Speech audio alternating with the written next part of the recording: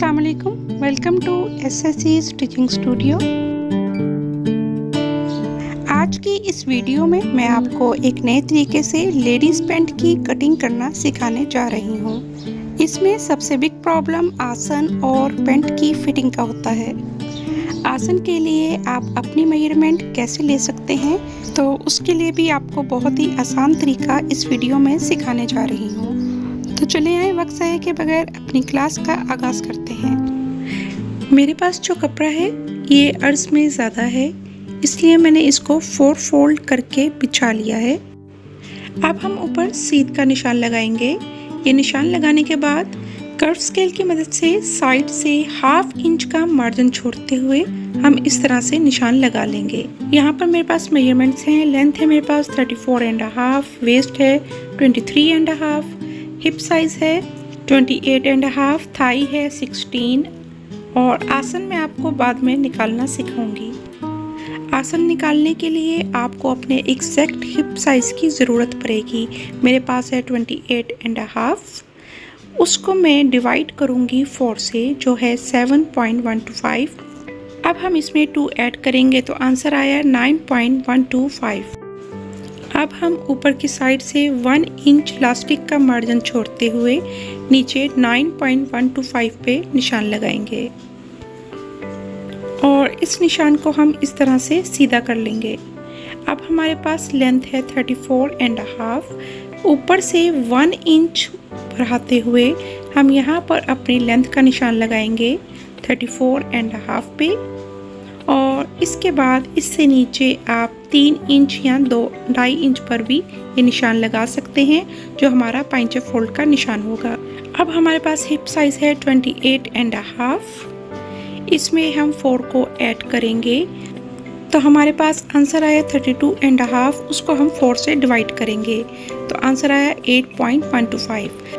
अब इस पॉइंट से हम 8.2 इंचेस पर इस तरह से निशान लगाएंगे।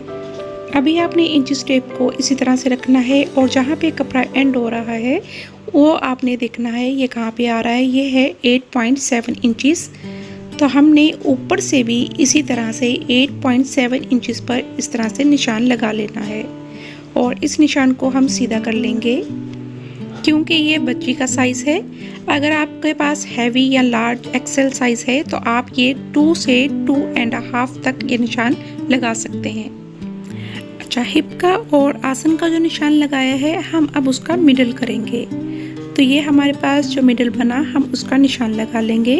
अब हम इस वाले निशान से इसकी कपड़े के एंड तक पैमाइश करेंगे, तो ये मेरे पास बन रही है 5.4 इंचेस, तो ऊपर से भी मैं 5.4 इंचेस पर इस तरह से निशान लगा लूँगी और इसको इस तरह से सीधी लाइन खींच लूँगी। ऊपर से नीचे तक हमने इस तरह से इसका मिडल कर लेना है। अब नीचे मैंने पाइंचे का साइज रखना है 8 इंचेस, तो जो मिडल का निशान हमने लगाया है वहाँ से 4 इंचेस एक साइड पे और 4 इंचेस एक साइड पे निशान लगा लेंगे। अब हम कर्व स्केल की मदद से आसन के निशान से इस तरह से इसको शेप दे देंगे। अब जो हमारे पास हिप लाइन है और जो हमारे पास पाइंचे की लाइन है इसका हम मिडल करेंगे और यहाँ पर एक निशान लगाकर एक सीधी लाइन ड्रॉ कर लेंगे। अब ये देखें, इस पॉइंट से ये हमारे पास 4 इंचेस बन रहा है, तो दूसरी साइड पर भी हम 4 इंचेस पर इस तरह से निशान लगाएंगे और कर्व स्केल की मदद से इस तरह से हम इसको शेप देंगे। इस स्केल की मदद से शेप देने से आपके ट्राउज़र या पैंट की शेप बहुत अच्छी आएगी, तो ये एक छोटी सी इन्वेस्टमेंट है जो आप लाजमी कीजिएगा। अब हमारे पास जो कमर का साइज़ है वो 23.5 है, तो 23.5 को हम डिवाइड करेंगे 2 से, तो हमारे पास आंसर आया 11.75। ये हमारा बेल्ट का साइज़ होगा और इलास्टिक डालने के लिए हम 11.75 में से 3 को माइनस करेंगे तो 8.75 हम तैयार इलास्टिक इसमें डालेंगे। बेल्ट का हमारे पास साइज़ था 11.75 इंचेस, उसको हम डिवाइड करेंगे 2 से, तो आंसर आया 5.875 यानी 5.9 इंचेस। अब हम इस पॉइंट से 5.9 इंचेस पर इस तरह से निशान लगाएंगे। ये निशान लगाने के बाद आगे हमारे पास तकरीबन 1.25 इंच मार्जिन बच रहा है।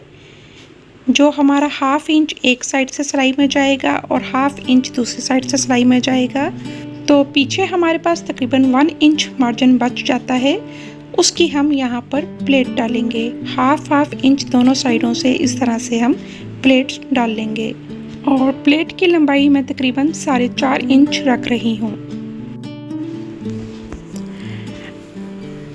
अब हम यहाँ पर 1.25 इंच नीचे इस तरह से निशान लगाएंगे और इस पॉइंट को उस निशान से हम मिला लेंगे। क्योंकि यहाँ पर मैंने कपड़ा 4 फोल्ड करके बिछाया है तो मैं इसको सेंटर से इस तरह से कट कर लूँगी और ऊपर जो हमने सीध का निशान लगाया था उसको भी कट कर लेंगे। बैक के लिए मैं यहाँ पर 2 इंचेस पर निशान लगा रही हूँ। अगर ये मीडियम या लार्ज साइज़ है तो आप ये निशान 3 से 3.5 इंच तक भी लगा सकते हैं। अब इस निशान पर हम एक सीधी लाइन खींच लेंगे और जो हमारा फ्रंट का पार्ट है हम उसको इस तरह से अपनी जो लाइन हमने ड्रॉ की है इस तरह एडजस्ट कर लेंगे। आसन का नाप लेने का एक और तरीका है, ये नाप आप खुद से लेकर अपने टेलर को भी दे सकते हैं। इस तरीके से नाप लेने में ना ही आपका आसन छोटा पड़ेगा और ना ही बहुत ज़्यादा लूज़ होगा और आपको उठने बैठने में भी कोई प्रॉब्लम नहीं होगी। जिस जगह भी आप इलास्टिक बांधते हैं आपने वो पॉइंट लेना है आगे और पीछे का और इस तरह से इंची टेप रखते हुए नीचे से इस तरह घुमाकर पीछे इस पॉइंट पर लाकर आपने मेजर करना है और ये साइज़ आपको नोट कर लेना है। मेरे पास टोटल साइज़ 20.5 है। अब यहाँ से हाफ इंच सिलाई का मार्जिन छोड़ना है और ऊपर जो हमने 1 इंच की बेल्ट लगानी है उस पर हमने निशान लगा लेना है। अब यहाँ से हमने मेजर करना स्टार्ट करना है तो हमारे पास ये आ गया 8.5। अब 8.5 में 1 इंच बैक की बेल्ट का हमने ऐड करना है तो हमारे पास आ गया 9.5। इस साइज में मैं बैक से 2 इंचेस बढ़ा रही हूँ। पहले हम नीचे से ऊपर की तरफ गए थे, अब हम ऊपर से नीचे की तरफ मेजर करते हुए जाएंगे और अपना 20.5 कंप्लीट करेंगे। ये हमारा बैक का आसन है। हमने 20.5 में हाफ इंच जो है सिलाई का मार्जिन ऐड किया तो 21 हो गया। हाफ इंच में मज़ीद एक्स्ट्रा ले रही हूँ। ये हमारा बैक का ऊपर वाला था, ये 2 इंचेस मैंने बढ़ाया है। अब यहाँ से हम 2 इंचेस मज़ीद बढ़ाएंगे बैक के आसन के लिए और इधर से एक स्ट्रेट लाइन खींच लेंगे। ऊपर से जो हमने बढ़ाया है उसको हम इस तरह से अपने कॉर्नर से ज्वाइन कर लेंगे और यहाँ पर बैक के आसन के लिए जो हमने बढ़ाकर निशान लगाया है वहाँ पर इस तरह से शेप दे देंगे और इस पॉइंट से हम हाफ इंच नीचे की तरफ निशान लगाते हुए इस तरह से अपनी आसन की शेप कंप्लीट करेंगे। अब हम इन निशानों पर अपना बैक और फ्रंट का इस तरह से कटिंग कंप्लीट कर लेंगे। दूसरी साइड की प्लेट के लिए भी हम इस तरह ट्रेसिंग व्हील की मदद से निशान लगा लेंगे। बैक की कटिंग के लिए हमने इस पॉइंट से 1.5 इंच बढ़ाकर निशान लगाना है और नीचे से भी 1.5 इंच बढ़ाकर निशान लगाना है। अब हम कर्व स्केल की मदद से इस तरह से इसको शेप दे देंगे और नीचे से भी इस तरह से अपनी कटिंग कंप्लीट कर लेंगे। इसको सीने का भी तरीका वैसा ही है जैसे ट्राउज़र का है। इसमें मैं आपको प्लेट्स डालने और इलास्टिक डालने का तरीका बता देती हूँ। ये देखें, इस तरह एक जगह मैंने प्लेट डाल ली है, दूसरी जगह भी इस तरह से जो हमने निशान लगाया था इन दोनों निशानों को इस तरह से हमने ज्वाइन करना है, इस तरह से फोल्ड करते हुए और इस निशान पर हम इस तरह से सिलाई लगा लेंगे। दोनों साइड की प्लेट सेम इसी तरह से डलेंगी। अब हमने बेल्ट और इलास्टिक डालना है, उसके लिए हम इस तरह से एक कपड़ा लेंगे। अब हम बेल्ट की मेजरमेंट लेंगे।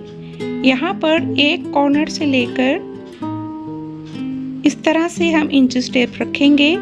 तो फ्रंट का हमारे पास है 13 इंचेस और इस तरह आगे बढ़ाते हुए हम पूरा मेजर करेंगे। तो ये हमारे पास टोटल बन रहा है इसकी मेजरमेंट 32.5।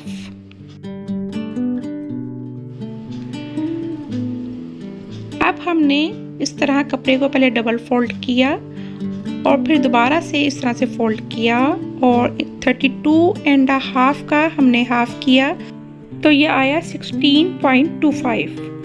हम यहाँ पर 16.25 पर इस तरह से निशान लगाएंगे।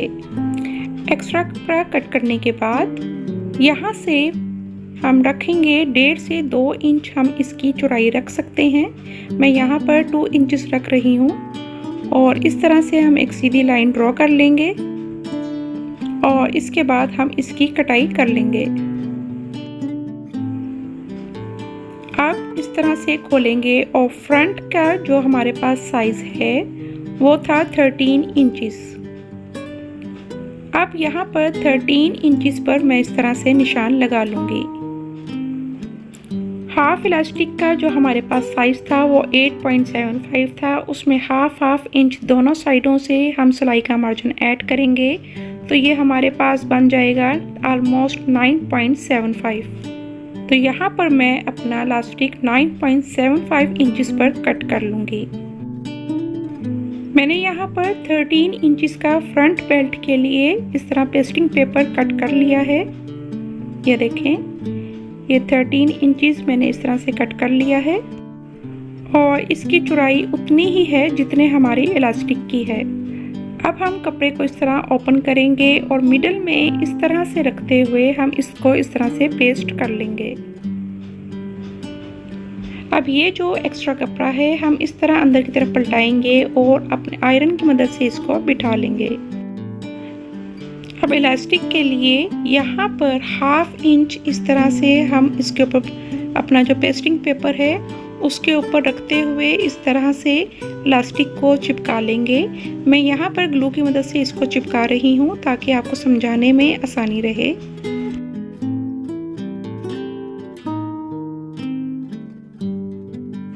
और ये ध्यान रखना है कि जब हम ऊपर से कपड़ा फोल्ड करें तो यहाँ पर 2 सूत्र तक का मार्जिन बचना चाहिए। ये मार्जिन छोड़ना लाजमी है ताकि जब हम सिलाई लगाएं तो हमारा इलास्टिक सिलाई के अंदर ना आए। अब मैं इसको इस तरह से फोल्ड कर रही हूँ और जो एक्स्ट्रा कपड़ा है वहाँ पे सिर्फ हाफ इंच का मार्जिन छोड़ूंगी और बाकी कपड़ा कट कर लूँगी। सबसे पहले हम अपने फ्रंट की बेल्ट लगाएंगे। ये जो हमारी प्लेट है हम इसको अंदर की तरफ इसका रुख रखेंगे। ये कपड़े की सीधी साइड है।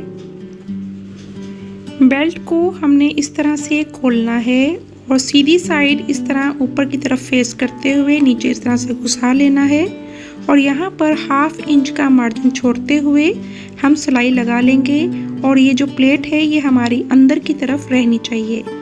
अब ये जो आसन की सिलाई है ये भी आपको इसका रुख अपनी तरफ ही रखना है। इस तरह सिलाई लाते हुए अब ये जो दूसरी प्लेट आएगी इसका रुख हमने आसन की साइड पर रखना है, यानी दोनों प्लेट्स एक दूसरे को फेस करें।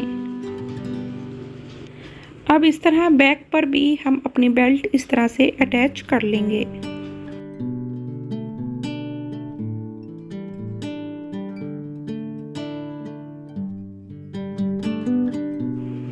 अब यहाँ पर हमें अपनी फ्रंट की बेल्ट इस तरह से अंदर को पलटानी है। ये जो हमारा सिलाई है ये ऊपर की तरफ हो ताकि जब हम बेल्ट को इस तरह पलटाएं तो वो उसके अंदर ही छुप जाए। बिल्कुल साथ साथ इस तरह से हम सिलाई लगा लेंगे और जहाँ पर हमारा पेस्टिंग पेपर फिनिश हो रहा है इस जगह पर हम पेस्टिंग पेपर के ऊपर हाफ इंच बढ़ाते हुए अपना इलास्टिक रखेंगे।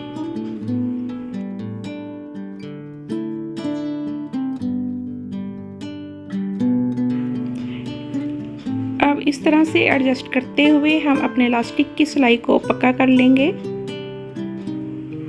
अब ये सिलाई लगाते हुए आपको ख्याल रखना है कि आपका लास्टिक उस सिलाई के अंदर ना आए। अब इस तरह बिल्कुल लास्टिक के साथ साथ हम सिलाई लगाएंगे। जो हमने फोल्ड करते हुए मार्जिन छोड़ा था उस पर हम सिलाई लगाएंगे। यहाँ पर हमारा लास्टिक फिनिश हो रहा है तो हम इसको इस तरह से खींच लेंगे और अगेन सिलाई लगाते जाएंगे। अब ये जो बेल्ट का एक्स्ट्रा कपड़ा है हम इसको कट कर लेंगे। अब आप चाहें तो बैक और फ्रंट की जो साइड की सिलाई है इसको आप स्ट्रेट सिलाई लगा लें, लेकिन मैं यहाँ पर गुम सिलाई की मदद से इसको सीलूंगी ताकि हमारी साइड की सिलाई नज़र ना आए।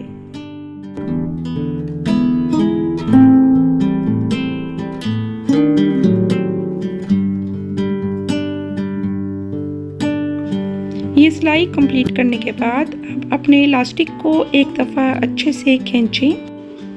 अब हमें यहाँ पर लास्टिक में मिडल की सिलाई लगानी है। ये सिलाई लगाने के लिए आपको लास्टिक को आगे और पीछे से अच्छे से खींच के रखना है और आखिर में फ्रंट बेल्ट पर ऊपर की तरफ हम इस तरह सिलाई लगा लेंगे। तो ये है हमारे पैंट की फाइनल लुक। ये देखें कितनी सफाई से हमने ऊपर की बेल्ट लगाई है और पीछे ये इलास्टिक इस तरह से आएगा।